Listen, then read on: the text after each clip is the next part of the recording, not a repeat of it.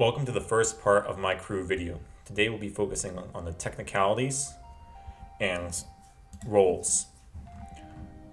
In crew management, you can click on a roster, and then for fun, it's never affecting your game, but for fun, you can change how they look and everything, hair color, names, you can randomize it all, you can copy and paste. In this hamburger menu here, you can fire crew, so you select crew, or you can use shift to select a bunch. You can fire crew, get rid of them.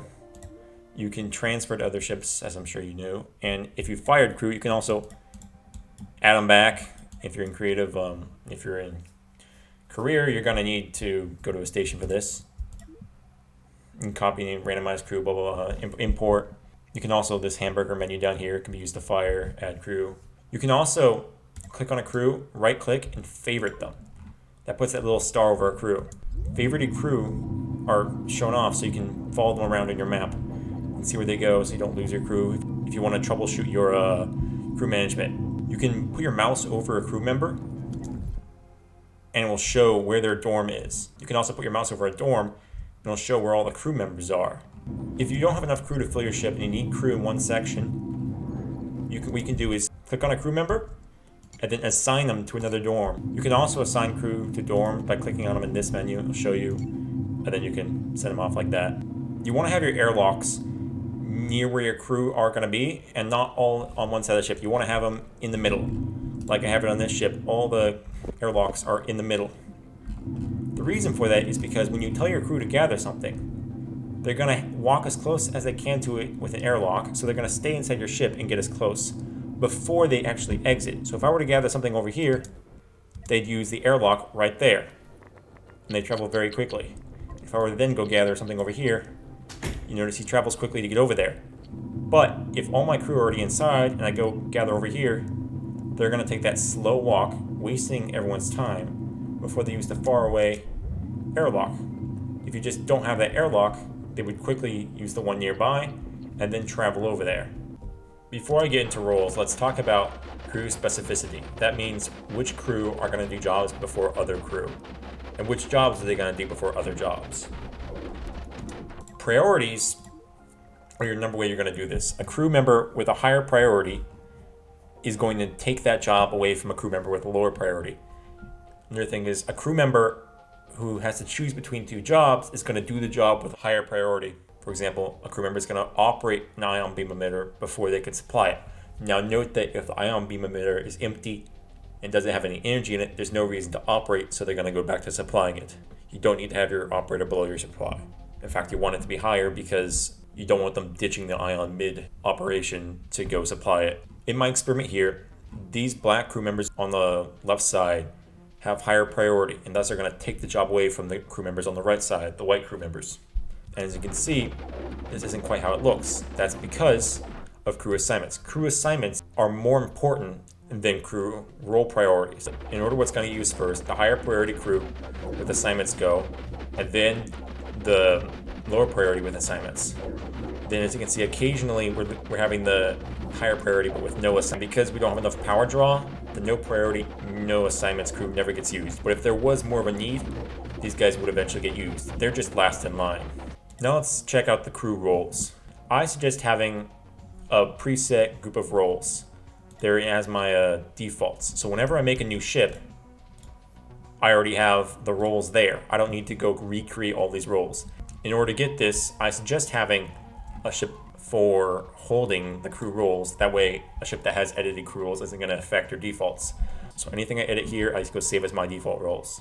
You can find my default roles in this ship in my workshop ship pack, linked in the description. If you get my ship pack and you want to get my roles, you need to place down this crew role ship, manage crew. Now you can see all the roles, and then save as my default roles. If you have a ship that you want to put these roles in, and it doesn't have them yet, you can just go in here, load default roles. You can replace or add to existing. Replacing is going to remove all the ones currently there, so you might screw up your current crew management. All right, let's dig into my roles and explain why I have them. First, you must understand basic crew concepts.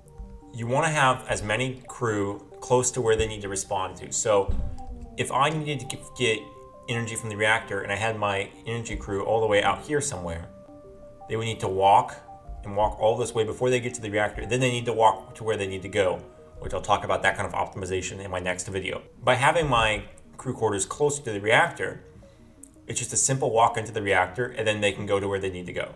You want to have your crew close to where they're going to be needed. But the issue is you run out of space pretty quickly.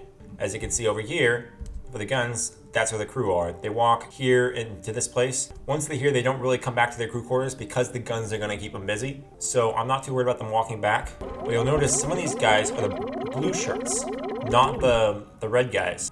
That's because their crew are actually coming from down here, called an operator crew. Operator crew is a crew that does the sitting. You don't have to worry about the operating crew being nearby because they never have to walk back and forth or anything. They're just sitting in their chairs. So you can have operator crew. You can even throw their crew quarters out. You can use their crew quarters as armor. And I have excess crew here to fill any gaps. Now, why do I have all these exact roles? It's to make crew management easier.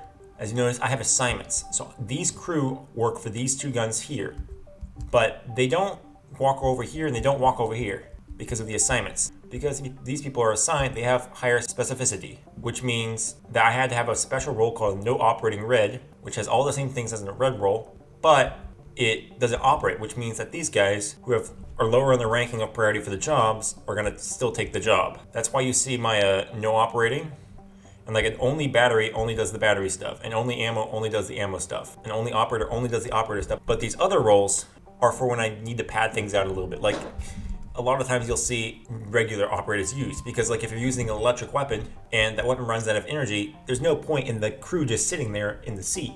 They might as well go help bring some batteries in. You'll notice that none of these people are assigned to fire extinguishers. That's because you don't need to. Same thing for airlocks.